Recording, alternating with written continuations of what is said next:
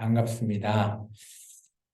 오늘은 우리가 예레미야서 10장을 통해서 정말 참 하나님이신 여호와 하나님과 그들이 이 당시 예루살렘에서 섬겼던 많은 우상들, 예레미야가 이 우상과 참 하나님을 비교하면서 너희가 지금 믿고 있는 이 우상들이 너희가 너에게 복을 준다라고 말할지언정 너희가 잘 살펴봐라라고 얘기합니다. 지난주 우리가 예레미야 8장을 통해서 하나님을 알지 못하게 되었을 때 너희가 이러이러하게 된다라고 얘기했잖아요.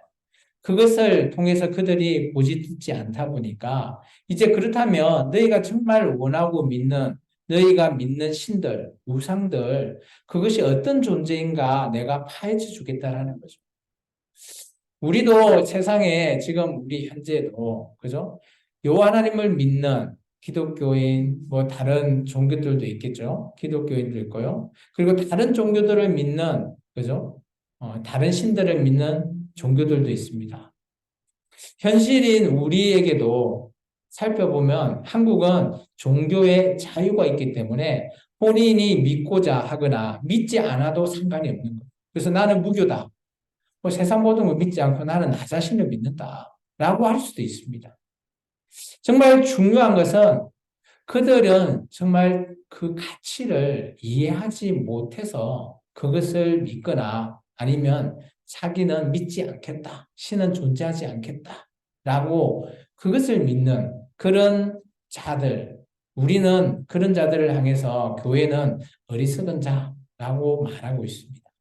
왜 어리석을까요? 잘 살펴보면 그런 자기에게 복 받기를 원하고 자기가 잘 되기를 원하고 자기가 화를 입지 않기 위해서 그들의 신에게 가서 그죠? 열심히 그죠? 공을 들인다 그러나요? 기도도 하고 열심히 헌금도 하고 하잖아요. 그것은 뭐예요? 그걸 왜 할까요? 자기가 잘 되기 위함입니다. 혹여나 교회에 나와서 이런 생각으로 교회에 나오신 분 있으신가요? 그렇다면 오늘 예레미야 10장을 통해서 여러분의 생각을 조금 제가 바꿔드리겠습니다. 교회는 그런 곳이 아니에요. 혹여나 그러기 위해서 나왔다면 그냥 돌아가시면 됩니다. 그리고 다른 세상에서 정말 복 받았다라고 많은 간증을 하잖아요. 세상 종교에서. 그럼 그런 종교에 가서 복을 받으시기 바랍니다. 기독교는 이 땅에서 복, 물론 하나님께서 허락은 하시죠. 그것은 제가 보기에 요즘 우리 마트 가면 이런 거 있죠. 1+1. 특별 할인가 해서 주는 보너스 상품? 그걸 저는 기독교인들은 복이라고 저는 생각합니다. 기독교인이 받아야 될 것은 그 보너스 상품이 아니라는 거죠. 정말 중요한 것, 원상품을 받아야 되는데, 1+1 하는 그 보너스 상품에 눈이 어두워서 그거 받으려고 줄 선다? 애당초 그런 생각을 버리시기 바란다는 거죠. 세상의 많은 종교들은, 그죠? 1+1을 준다면, 뭐, 원래 받고자 하는 거 플러스 또 주니까, 뭐, 다 받으니까 좋네. 라고 하면서 그거 받으려고 열심히 줄을 서고 그걸 받으려고 막 열심히 하죠. 열심히 뭐 그죠 물을 떠놓고 기도도 하고 열심히 막 쫓아다니고 근데 마치 요즘 우리 한국 교회가 그런 쪽으로 흘러가는 것 같아서 너무 안타깝다라는 거죠. 오늘 세상 종교를 향해서 하나님께서는 예레미야를 통해서 우리가 좀 전에 읽었던 예레미야 10장 1절에서 5절의 말씀으로 여러분이 가는 그 길, 우상으로 가는 길을 소개하고 있습니다. 우리 말씀을 한번 볼까요? 2절입니다. 여호와께서 이와 같이 말씀하시되 여러 나라의 길을 배우지 말라. 여기서 여러 나라의 길이라는 게 뭘까요? 바로 세상에 있는 많은 종교, 그런 우상의 신들이라고 하는 그 신을 따라가는 길이에요. 세상에는 많은 사람들이 있으면, 그죠? 왠지 그것이 진짜인 것 같고, 진리인 것 같죠? 민주주의는 그런 거 아닙니까? 민주주의는 다수결의 원칙이라는 원칙이 있어요. 정치에서. 그것을 우리가 민주주의라고 하잖아요. 민주주의의 표결. 물론 소수가 정말 그게 맞는다 할지라도 다수가 그것을 선택하면 소수의 의견이 무시되고 다수의 의견을 따라서 그게 정책이 시행이 됩니다. 그래서 우리나라의 정책은 민주주의의 정책에 의해서, 그죠? 국회에서 입법을 하면 그것을 표결을 하죠, 표결을. 그래서 많은 수가 통과해야지만이 그것이 시행할 수 있어요. 그것이 좋든 나쁘든 간에 그런 다수결의 원칙에 의해서 다수, 여러 길에 합당한 많은 수가 모이는 그 길을 마치 진리 있나 우리는 생각하고 있어요. 그런데 이 민주주의의 단점이 뭔지 아십니까? 처음에는 이게 맞다고 생각해서 통과했는데 해보니까 잘못됐네. 마치 나폴레옹이 야, 이 산이야 하고 가다가 가보니까 아니네. 저 산이네. 야, 저 산이야. 마치 그런 의의 없는 단점을 가지고 있는 거예요. 우리의 신앙은 어떨까요? 세상에 많은 종교를 믿는 사람들이 있습니다. 우리 한국만 봐도 한 종교만 믿지 않잖아요. 물론 미국이나 이런 데는 아예 종교가 정해져 있어요. 기독교. 얼마나 좋아요. 그런데 그 안에 들어가 보면 외양성은 기독교지만 그 안에서도 자기가 믿고자 하는 종교를 믿는 사람이 태반이에요. 놀랍지 않습니까? 그럴 바에 아예 우리나라의 종교의 자유가 더 나을 수도 있습니다. 제가 보기에. 오늘 여러 나라의 길이라는 것은 바로 그런 여러 신들을 믿는 우상에 숭배한다는 거죠. 근데 오늘 이 한마디는 여러분이 꼭 기억하시면 좋겠습니다. 신을 믿는 것, 하나님을 믿는 것은 저는 이렇게 생각합니다. 신앙은 다수결로 이루어지지 않는다. 민주주의처럼 다수결의 원칙을 따르지 않는다는 거예요. 그거 하나 꼭 기억하시기 바랍니다. 특히 기독교인은 하나님의 말씀이 진리라는 것, 그것이 어떻게 보면 가장 중심이 되는 코어, 핵심이 되죠. 그 진리의 말씀에 의지해서 나아가는 겁니다. 그래서 신앙은 세상에 많은 자들은 자기에게 복 주고 자기에게 화를 안 입히게끔, 그죠? 그 뭐라 그러죠? 무당 그런 거 보면 이거 쓰잖아요. 화를 매내라, 뭐 삼재다, 뭐 이러면서 부적을 써서 막 추잖아요. 화를 매날 수 있어 하면 뭘 줘야 되죠? 복채를 줘야 되잖아요. 화를 면하기 위해서. 우리나라는 토속신앙이 그러다 보니까 어떻습니까? 참 그것이 자연스럽다고 생각해요. 근데 교회는 그러면 안 된다라는 것. 참 어떻게 보면 한국 교회가 뭐 물론 처음으로 선교사에 의해서 들어와서 지금까지 한국 교회가 이렇게 부흥되고 발전이 되어 왔지만 물론 많은 그런 토속신앙이나 많은 무상들을 다 철폐하고 왔어요. 그런데 요즘 한번 봐보십시오. 현재 교회 내에서도 암암리에, 그죠?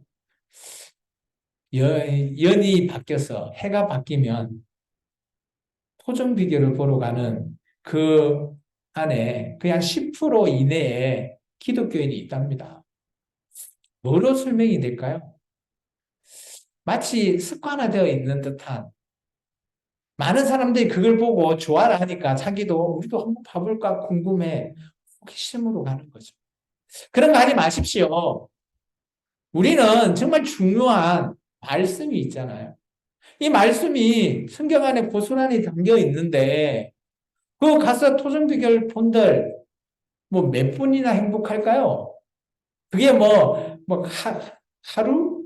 아니면 1년 동안 늘 그 토종비결을 보고 기분이 좋아서 그러나요? 제 생각에는 그 얘기를 들었을 때 한 5분? 한 20분? 그 정도 기분이 좋지. 지나고 나면 그냥 말짱 아무렇지 않잖아요.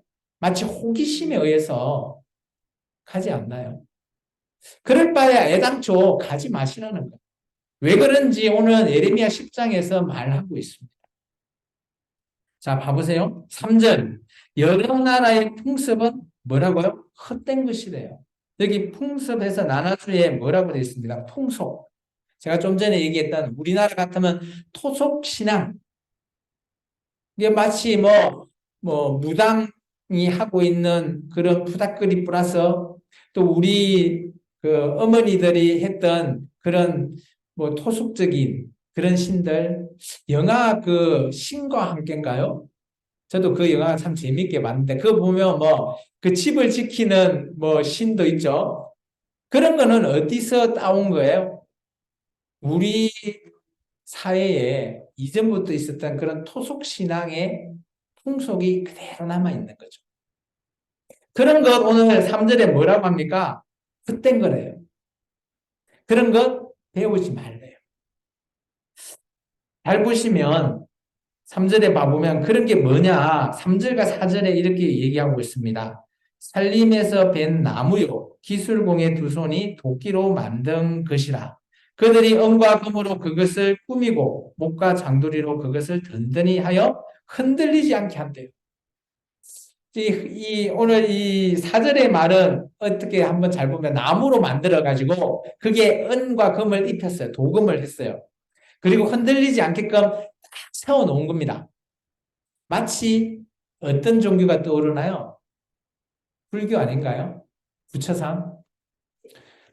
요즘 이제 조금 있으면, 그죠? 그날이 오죠. 5월 달에도. 우리는 공휴일이라서 좀 좋긴 한데, 어쨌든 간에 그날에 보면, 요즘은 크게 석상으로 만들어서 안 흔들리게끔 탁 세워놓잖아요. 그러면 그 신자들은 가서 막 이렇게 기도하고 빌죠. 잘 되게 해달라고. 화를 면하게 해달라고. 근데 오늘 여기 보면 뭐라고 그랬습니까? 하나님의 말씀은 헛된 거래요. 왜 그럴까? 우리 5절의 말씀 같이 한번 읽어볼까? 그 이유를 말하고 있습니다. 읽습니다. 그것이 둥근 기둥 같아서 말도 못하며 걸어다니지도 못하므로 사람이 메어야 하느니라. 봐봐요. 그렇게 세운 거 옮길 때 어때요? 사람이 매갖고 그 자리에 옮겨놔야 되잖아요. 근데 그는 말도 못하고 걸어가지도 못해요. 그리고요, 그것이 그들에게 화를 주거나 복을 주지 못하나니 너희는 두려워하지 말라. 마치 사람의 손으로 만들어 놓고 이게 신이요 라고 해놨는데 그게 너무 웅장해서 그 모습에 놀라서 두려워서 그들에게 복을 비고 화를 피하게 해달라. 그거 하지 말래요. 그거 다 헛된 거래요. 바울은 이것을 이렇게 표현했습니다. 사도행전 19장의 26절에 보면 사람의 손으로 만든 것은 신이 아니다. 놀랍지 않습니까? 사람이 만들어 놓은 것 중에 우리가 신이라고 하는 종교가 얼마나 많습니까? 그죠? 그런 것은 다 신이 아니다. 바울의 어떻게 보면 하나님을 만나고 예수님을 만난 이후의 고백이 아닐까요? 어떻게 보면 대한민국, 2023년 대한민국에 많은 종교들이 있던 반면에 바울이 있었던 그 시대에도 헬라, 그리스, 이런 쪽에 어마어마한 신들이 있었어요. 우리가 그 학생들 배우지 않나요? 그리스, 로마 신들, 이렇게 배우잖아요. 어마어마한 신들이 있어요. 여러분 좋아하는 마블 영화에도 막 신이 나오잖아요. 막 제우스도 나오고. 그런 신들, 어떻게 보면 지금 대한민국에 있는 많은 종교들의 신들 비슷할걸요, 아마? 거기서 바울은 이 얘기를 합니다. 사람의 손으로 만든 것은 신이 아니야. 마치 오늘 10장에서 하나님이 이스라엘 민족들이 자기들이 만들어 놓은 그 신상, 바알의 신상, 아세라 신상한테 산당에 세워놓고 거기 가서 기도하고 거기 가서 복 달라고 복채 내고 그렇게 하고 있는 걸 보고 하나님께서 안타까워서 예레미야한테 말하고 있어요. 정말 이게 우상이야 라고 말하고 있죠. 바울은 고린도 교회의 이런 우상에 관련된 거에 대해서 먹는 것에 이런 얘기를 합니다. 고린도전서 8장이죠. 이 당시 그 고린도 교회는 아셈이라고 하는 신이 있거든요. 거기에 바쳐졌던 양들을 거기 있는 창녀들이 뭐 물론 바친다고 하지만 실제 제물로 바친 건 아니고 그들이 가지고 온 것을 시장에 헐값으로 내놓았을 때 고린도 교회에 있는 교회의 가난한 자들이 그것을 사서 먹는 거에 대해서 좀 문제가 되었던 것 같아요.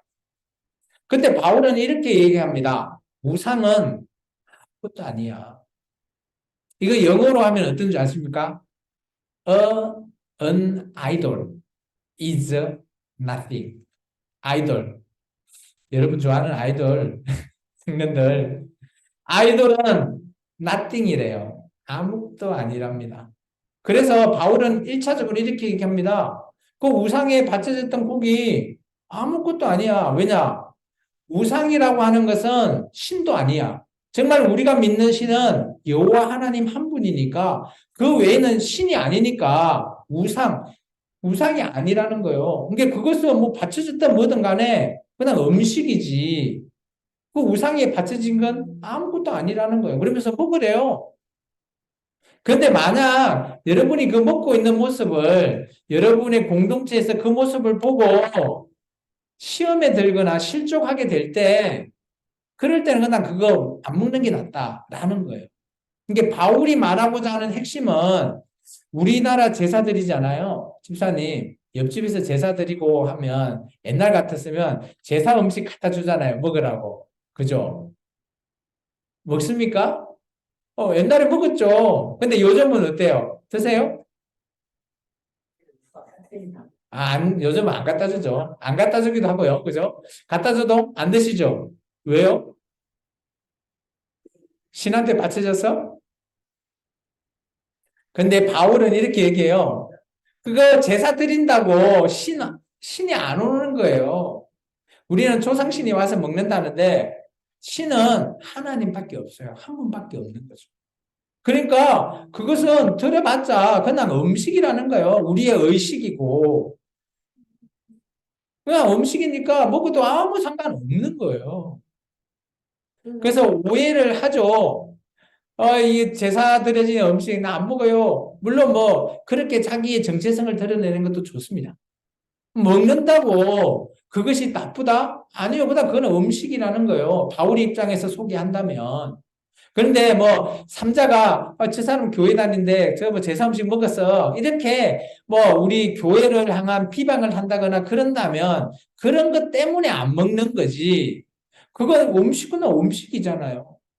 교회에서는 올바르게 우리가 가르쳐야 되죠. 하나님 외에는 귀신이든 뭐든 그런 것들은 신이 아니에요. 우리는 귀신이라고 하지만, 사탄이라고 하지만, 그것은 신이 아니에요. 하나님 외에는, 하나님은 오직 한 분이잖아요. 그런 것들은 그냥 아무 신도 아니에요. 그렇기 때문에 그것에 바쳐졌던 음식, 그건 뭔 상관이 있어? 그냥 음식이다. 라는 것을 말하는 거예요. 그러면서 하나님을 소개합니다. 하나님은 이런 분이야. 그런 거 째째하게 뭐 그런 거로 내가 뭐 너희한테 복 주고 이럴 것 같아? 그러지 않는다라는 거예요. 우리 한번 읽어볼까요? 6절에서부터 11절까지 읽습니다. 여호와는 주와 같은 이 없나이다. 주는 크시니 주의 이름이 그 권능으로 말미암아 크시니이다. 이방 사람들의 왕이시여 주를 경외하지 아니할 자가 누구리까? 이는 주께 당연한 일이라. 여러 나라와 여러 왕국들의 지혜로운 자들 가운데 주와 같은 이가 없음이니이다. 그들은 다 무지하고 어리석을 것이니 우상의 가르침은 나무뿐이니라. 다시스에서 가져온 은박과 무바스에서 가져온 금으로 꾸미되 기술공과 언장색의 손으로 만들었고 청색 자색 옷을 입었나니 이는 정교한 솜씨로 만든 것이거니와 오직 여호와는 참 하나님이시요 살아계신 하나님이시요 영원한 왕이시라. 그 진노하심에 땅이 진동하며 그 분노하심을 이방이 능히 당하지 못하느니라. 너희는 이같이 그들에게 이르기를 천지를 짓지 아니한 신들은 땅 위에서 이 하늘 아래서 망하리라 하라. 이제 하나님을 소개하죠. 정말 우리가 믿는 하나님은 이런 하나님이에요. 여러분이 생각했던 그 하나님과 다르다면 오늘 다시 한번 생각하십시오. 내가 믿는 여호와 하나님은 이런 분입니다. 첫 번째, 두 번의 동일한 고백을 하죠. 예레미야가 6절에 줄을 꺼놓으십시오. 여호와는 주와 같은 이가 없다. 주님이시라는 거죠. 여호와 같은 주님은 한 분이시라는 거죠. 우리 7절 하반절에 있죠. 주와 같은 이가 없다. 오직 여호와 하나님과 같은 분은 한 분뿐이시라는 겁니다. 그러면서 오늘 그런 하나님이 권능으로 모든 것들을 다 하십니다. 그래서 11절에 보시면 천지를 짓지 아니하는 신은 신이 아니래요. 그러니까 우리가 믿는 신은 천지를 창조하신 하나님 맞습니까? 그 하나님 믿는 거 맞으세요? 우리가 믿는 하나님이 바로 그 하나님이세요. 그리고 그 하나님은 어떤 분이다? 10절 줄을 끊으셔야 돼요. 오직 여호와는 어떤 분이시다? 첫째, 참 하나님이시에요. 이게 여호와 하나님 외에는 하나님이라는 것을 우리가 부르면 안 된다는 거예요. 두 번째, 살아 계신다는 거예요. 지금도 살아 계셔서 우리와 함께 하시는 거예요. 아까 5절에 보면 우상은 그죠? 말도 못하고 걸어 다니지도 못하잖아요. 근데 하나님께서는 살아 계시니까 우리에게 말도 하시고요. 걸어 다니시기도 하시죠. 창세기 1장에 보시면 그저 수면 위를 운행하시는 분이 하나님이세요. 그런 분이시라는 거죠. 그리고 세 번째, 영원한 왕이십니다.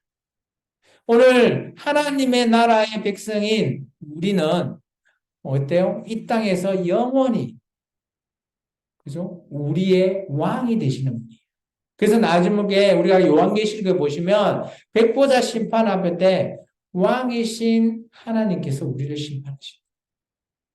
이게 우리는 여호와 하나님 앞에 이렇게 고백하죠. 참하신 여호와 하나님, 살아계신 하나님이요. 또한 영원한 왕으로서 지금도 그리고 앞으로도 우리와 함께 하실 왕이신 하나님이시다. 이게 어떻게 보면 우리가 믿는 하나님의 특징입니다. 이런 하나님 믿으시는 거 맞으세요? 오늘 보면 우상에게는 이렇답니다. 8절에 봐보십시오. 우상의 가르침은 뭐예요? 나무뿐이래요. 우상은 뭐로 만들죠? 나무로 틀을 만들고 그 위에 보면 은박이나 금으로 씌워서 만든대요. 우리가 뭐 절에 가보면 그죠? 부처상들이 많이 있잖아요. 그 부처상도 마찬가지 이렇게 만든답니다. 요즘은 이제 기술이 좋아서 찍어내기도 하는데 이렇게 나무의 틀을 만들고 거기서 금이나 은을 부어서 만드는 거죠.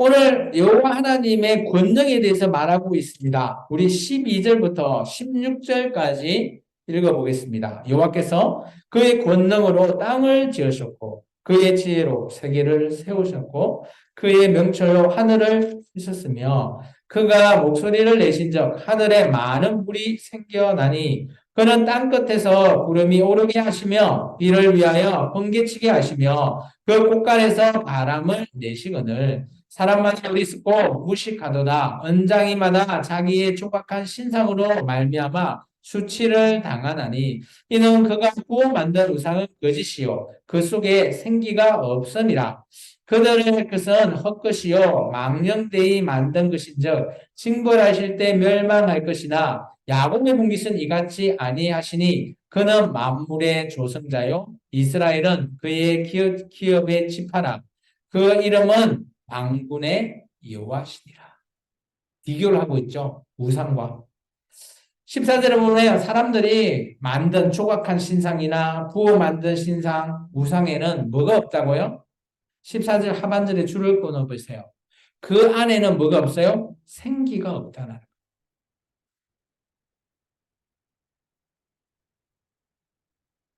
생기하면 떠오르는 것 기억나시나요? 창세기 2장. 하나님이 아담을 만들 때 어떻게 만들죠? 흙으로 아담의 모양을 만들고요. 그 만들었다고 그게 아담이 되나요? 아니죠. 하나님이 아담의 코에, 그죠? 생기, 하나님의 생명을 부어 넣으셨어요. 이게 어떻게 보면 사람에게는 영이라는 것이 존재하는 거죠. 지구의 많은 피조물 중에 하나님의 영을 온전히 고스란히 가지고 있는 존재는 바로 우리 인간밖에 없습니다. 그렇기 때문에 우리는 죽을 때 우리의 육체는 흙으로 돌아가지만 하나님께서 우리에게 부어줬던 이 생기, 생명은 어디로 간다고요? 하나님이 계시는 본향으로 돌아가는 거예요. 그것이 바로 천국이 될 것이죠. 오늘 우상에는 이 생기가 있다고 없다고요? 그러니까 하나님 외에는 세상이 믿는 모든 종교는 다 뭐라고요? 그거는 nothing이라고. 아무것도 아니죠. 우상은 nothing. 꼭 기억하시기 바랍니다. 세상에 많은 종교들이 자기들이 믿는다라고 하지만 자기들에게 복준다라고 하지만 그것은 nothing이에요. 물론 타이밍이 잘 만났어. 자기에게 가난한 사람이 뭐 복받아서 부자 되거나 할 수 있죠. 그거하고 자기가 믿는 종교와 연관지어 결탁한다라는 것, 그것은 맞지 않다라는 겁니다. 그래서 오늘 우리가 추구하는, 우리가 믿는 여호와 하나님을 우리는 우리의 욕심에 의해서 제가 맨 처음에 했던 멘트처럼 복을 받기를 원하거나 화를 피하기 위해서 교회에 오신다면 여러분은 생각을 바꾸시라는 겁니다. 오늘 여호와 하나님은 천지를 만드시고요. 우리에게 생기를 부어주신 분이라는 거예요. 우리는 그것을 믿어야 되는 거죠. 그리고 하나님은 영원히 함께 살아계셔서 우리와 함께 왕으로서 우리를 다스리고 계시는 분이에요. 그래서 우리가 하나님과 기도를 통해서 하나님이 살아계시는구나 여러분이 체험하잖아요. 체험 또한 중요하긴 합니다. 그런데 그런 하나님의 근본적인 진리를, 말씀을 우리가 알아야지만이 하나님이 이런 분이시구나라는 것을 우리가 알 수 있다라는 겁니다. 세상에 많은 종교, 우상의 가르침은 뭐다고요? 나무라고요. 그들은 보이는 형상뿐이라고요. 그거 앞에 가서 절을 한들 뭔 소용이 있겠나라는 겁니다. 참 하나님은 안타까우시죠. 근데 오늘 선지자 예레미야도 안타까운 것 같아요. 그래서 오늘 17절에서부터 25절은 어떻게 보면 선지자 예레미야가 자기들 백성을 바라보면서 하나님께 올리는 기도인 것 같아요.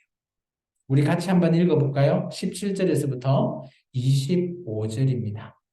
에워싸인 가운데 앉은 자여 내 진구름 위를 이 땅에서 뿌리라. 여호와께서 이와 같이 말씀하시되 보라 내가 이 땅에 사는 자를 이번에는 내던질 것이라. 그들을 괴롭게 하여 깨닫게 하리라 하셨느니라. 슬프다 내 상처여 내가 정상을 당하였도다. 그러나 내가 말하노라 이는 참으로 고난이라. 내가 참아야 하리로다. 내 장막이 무너지고 나의 모든 줄이 끊어졌으며 내 자녀가 나를 떠나가고 잊지 아니하니 내 장막을 세울 자와 내 휘장을 칠 자가 다시 없도다. 목자들은 어리석어 여호와를 찾지 아니하므로 형통하지 못하며 그 모든 양떼는 흩어졌도다. 들을지어다 북방에서부터 크게 떠드는 소리가 들리니 유다의 성읍들을 황폐하게 하여 성량이의 거처가 되게 하리로다. 여호와여 내가 알거니와 사람의 길이 자기에게 있지 아니하니 걸음을 지도함이 걷는 자에게 있지 아니하니이다. 여호와여 나를 징계하옵시되 너그러이 하시고 진노를 하지 마옵소서. 주께서 내가 없어지게 하실까 두려워하나이다. 주를 알지 못하는 이방인들 사람들과 주의 이름으로 기도하지 아니하는 족속들에게 주의 분노를 부어서서 그들은 야곱을 씹어 삼켜 멸하고 그의 거처를 황폐하게 하였나이다 하니라. 아멘. 오늘 예레미야는 백성들에게 참 이렇게 얘기하고 있죠. 하나님께서 가르쳐 주신 예언의 말씀을 얘기하고 있습니다. 17절과 18절이죠. 17절과 18절을 읽어보면 어떤 생각이 드나요? 잘 보세요. 짐꾸러미를 싸래요. 짐을 싸래요. 그리고 어때요? 네가 살고 있는 이 땅이 다 파괴될 거니까 어떻게 해라? 도망가라는 겁니다. 이 말은 포로로 갈 준비하라는 겁니다. 22절 보시면 들을지어다 북방에서 크게 떠드는 소리. 북방이라고 하면 당시 이스라엘의 위쪽이니까 바벨론을 얘기합니다. 지금 우리가 예레미야가 있는 시대의 왕은 요시야 왕부터 해서 시드기야 왕까지죠. 그래서 예레미야는 이 남유다 예루살렘이 멸망당하는 것까지 다 보게 돼요. 근데 지금 언제요? 아직까지 멸망 전이죠. 그리고 아마 바벨론이 쳐들어오기 전인 것 같아요. 북방에서 바벨론이 쳐들어온다. 제발 우리가 포로로 잡혀갈 준비해라. 이 얘기를 들으면 이스라엘 같은 민족이 어떤 생각이 들까요? 야, 우리 지금 태평성 있는데 뭔 소리냐? 이렇게 우리가 구한데 무슨 소리야? 뭔 포로로 잡혀가? 뭔 전쟁이나 예전이나 지금이나 똑같아요. 지금도 우리가 참 작년부터인가요? 우크라이나하고 러시아가 전쟁해서 지금까지도 끝나지 않았잖아요. 전쟁이 거기만 있는 게 아니에요. 우리가 모르는 내전도 많아요. 나라마다. 우리나라는 지금 그래도 전쟁 분단 국가긴 하지만 남들이 보기에는 위험한 나라 같은데 여러분 어제 참 잘 주무셨습니까? 북한이 내려올 것 같아가고 걱정이 돼서 못 주무신 분 있으신가요? 없죠. 저도 잘 잤어요. 이런 분단 국가지만 우리가 편안하게 살고 있잖아요. 그런데 그런 시대에 한 선지자가 나와 우리 전쟁 난답니다. 포로로 잡혀갈 준비하십시오. 라고 하면 믿겠습니까?